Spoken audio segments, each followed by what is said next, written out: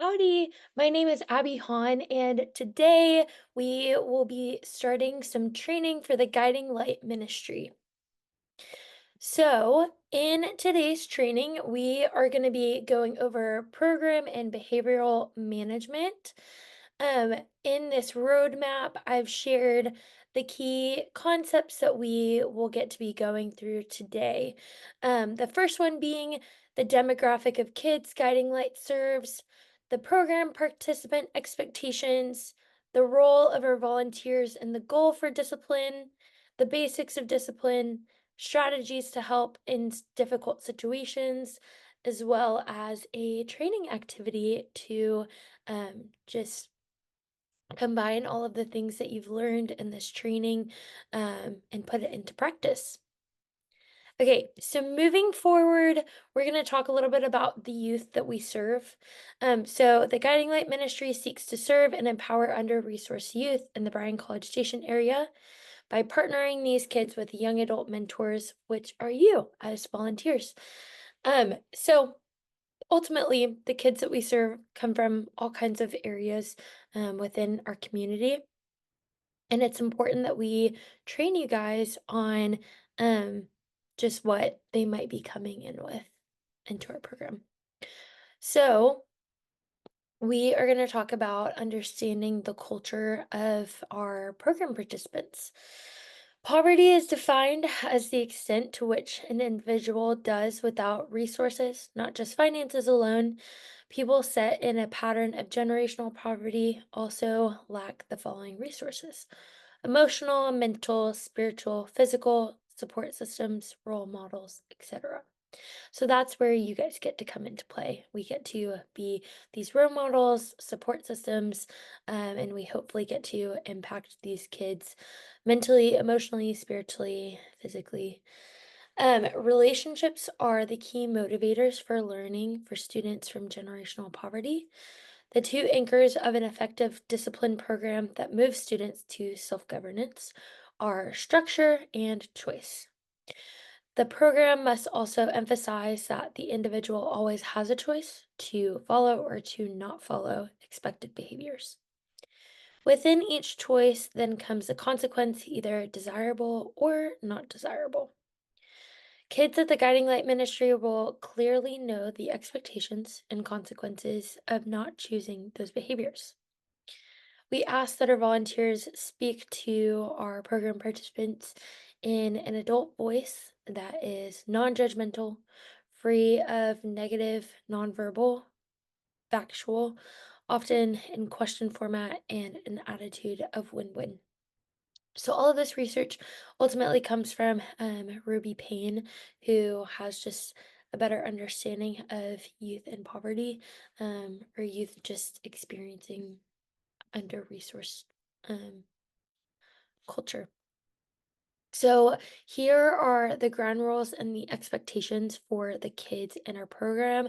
We think that it's important for you to know what our kids are expected of, um, and ultimately to foster an environment where they are behaving as they're supposed to, and listening to you as a leader. So at the start of each semester or summer, we create a social contract together of what our expectations of ourselves, our leaders, and our peers are. So this gets to be an interactive activity with our kids, that they get to define what it means to be kind, what it means to be respectful, treat others how they want to be treated, how to trust one another, and what it means to actually listen. So this contract then leads and guides us for expectations for the rest of the semester. So if we give our kids room for self-government governance, it allows choice. Um, but ultimately, we ask that as our kids are creating this contractor, will also help prompt different goals as well, that they know that they have an understanding of what these expectations are going to be. We review these expectations and consequences before starting each week of our program, whether that's in the after school um, time or during summer programming. We elaborate on what each expectation entails and briefly discuss it with our kids. It's super important because it sets the kids up for success and reminds them of the choices that they have. Consequences should be no surprise when they've been reminded of them, and still might choose to not meet those expectations. We also desire to remind our kids why we are here and in this program. Yes, we want to have fun, but more importantly, we're here to learn more about God and build relationships as a group with our mentors. Here is the role that y'all play as volunteers. So, as a leader of your group, you are ultimately a caregiver and set the attitude, mood, and atmosphere of the program. You set positive emotions in place for kids by making comments such as, "You're going to have a great day today." This ultimately um, brings the kids into a welcoming, positive environment that hopefully changes their mindset if they're coming in with anything that they might be struggling with outside of our program. This just introduces them to a support system and a relationship with their mentor that um, should be trusting and supportive. We also ask that our volunteers help our kids be aware and considerate of others by modeling it for them. As humans, we repeat what we value, and children will value feeling loved and cared for. Okay, so following all of this, we're going to talk about the goal of discipline. So the goal of discipline is to help kids learn to make wise choices. It's being responsible for what you choose and the consequences it entails, whether good or bad. We want to help and teach kids, not punish them. Discipline is training because choices are, in fact, powerful. More importantly, with healthy environments, with limited distractions, our kids will get to learn more about God and His Word. So now on to the basics of discipline. So the basics of discipline include these six principles: relationship, respect, reactions, redirection, repetition, and remember. So to start out, we're going to talk a little bit about relationship.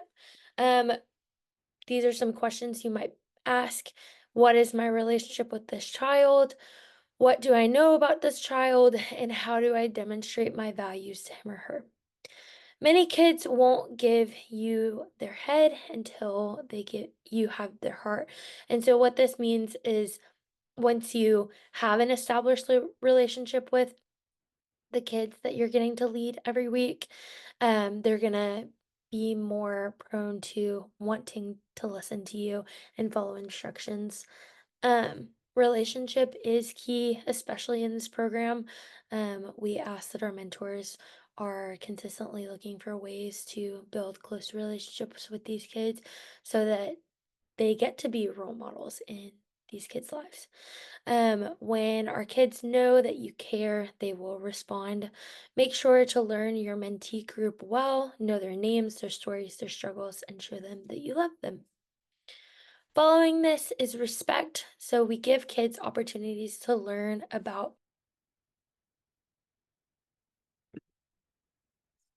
Okay, perfect. So, we do not let our kids be respectful if they respond in a disrespectful way. Kindly and calmly ask them to try again. Hold your ground on this and they will respond. No need to be mean, just firm so that they know you mean what you say. So, as a leader, the expectation is that these kids respect you. And so making sure that that starts from the very beginning is super important and remains consistent in each mentee group. Reactions, guard your reactions, be in charge of your emotions so that they can learn to be in charge of theirs. When you hold kids to expectations, they rise to or above them. We want to create an environment where kids can flourish and grow, and most importantly, learn more about God. Moving on to redirection. When correcting kids, enter their space, talk softly and firmly in a low voice. It's important that y'all are consistent. Rather than correct the child misbehaving, find a child doing what he or she is supposed to be doing and make a nice comment to them. So, for example, if Sophia is sitting on the rug crisscross applesauce like we have asked her to, make a comment and say, "Hey, thanks, Sophia, for being where you're supposed to be right now," or something like, "Hey, John, thank you for joining the line. That was a really great job doing what you were asked the first time." Stuff like that. So we're reinforcing positive behavior. Most kids will respond to the expectations and do great. Generally, about 2% of them won't, and that's what we call nonconformers. Following this is repetition. We ask that you, as mentors, keep the schedule of our program, use consistent phrases and strategies for discipline listed above. When kids know what to expect and you keep them busy with fun, you can have a program with little to no behavior issues. Finally, remember, always try to encourage and point out the positive. The only behavior you can change is your own. We want to be helping discipline our children so that they can be disciple makers, keep realistic expectations. That includes respect toward adults and peers. And then take care of yourself too. Rest well and spend time with Jesus. Because ultimately, as role models, if we are taking care of ourselves, then these kids are going to want to replicate that. Okay, following this, we're going to talk about strategies to help hard situations with our non-conformer program participants. So when a kid is being disruptive or they're not keeping them they're not only keeping themselves from learning, but also the group as a whole. So first we're going to use redirection. So as a mentor, you can first try redirecting the child by quietly pulling them aside and asking a few questions. If appropriate, you can use this as a opportunity to have a deeper conversation with the kid. But do not give a kid positive attention and time for negative behavior. Rather, ignore it and have them go to refocus or be removed until they're ready to talk. A child's circumstances may explain their behavior, but it doesn't excuse it. So we're going to hold all of our program participants to the same expectations and standards. You can also ask them a few other questions that are listed below. Following all of this, after speaking with a child, if you don't feel like they're ready to rejoin the group again, ask them to sit for a minute in the refocus chair to think about it. If they seem to calm down a few minutes later, talk to them again and ask if they're ready to rejoin the group. Use your judgment whether they're ready or not. Following this, refocus is another thing.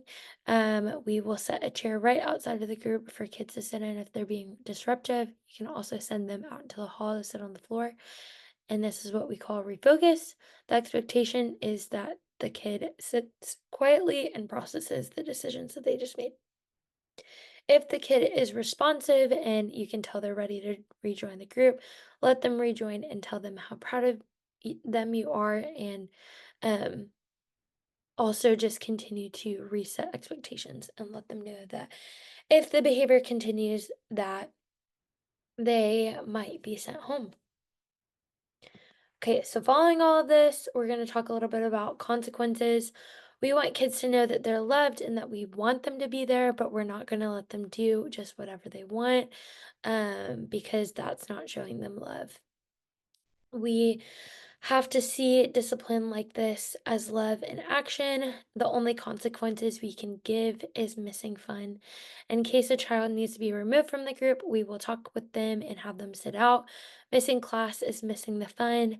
In certain circumstances, leadership may have to decide the child's need to, if the child needs to miss a few weeks of the program before returning.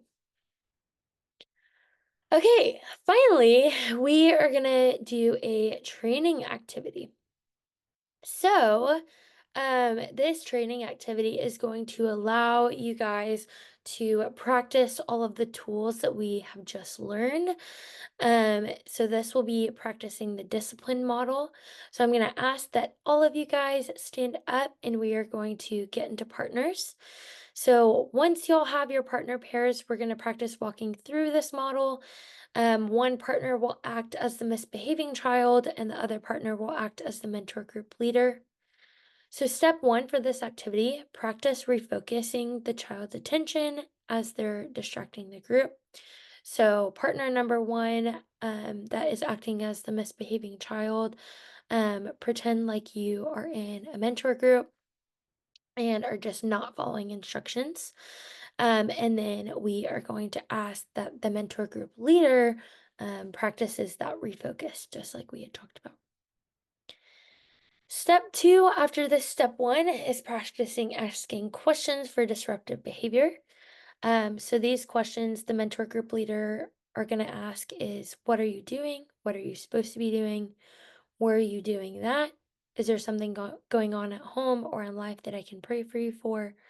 And then at the end of all of those steps, we're going to have you pray with the child. Okay, and then once you're done with step two, step three, we will practice asking questions for disrespectful behavior. So these questions include, who are you talking to? How are you supposed to be talking to group leaders? Were you talking to them like that? What have what would have been a better way to respond to them? How will you respond next time? So we're going to have you practice that. And then step four, we're going to practice communicating to the child in a way um, that they sit in the hall until you feel that they are ready to come back to the group. So you will clearly let them know when they return the class. If they choose to disrupt or be disrespectful again, that they will be taken to speak with the program director and possibly be sent home. So in these partner pairs, we're going to have you go through steps one through four, just as an interactive practice. So you'll have better understanding of what program and behavioral management is supposed to look like for the Guiding Light Ministry. Awesome. Once we are done with that, we are all wrapped up for today's program training. Thank you for joining us. And we are excited for the next lesson that we have ahead. Thank you.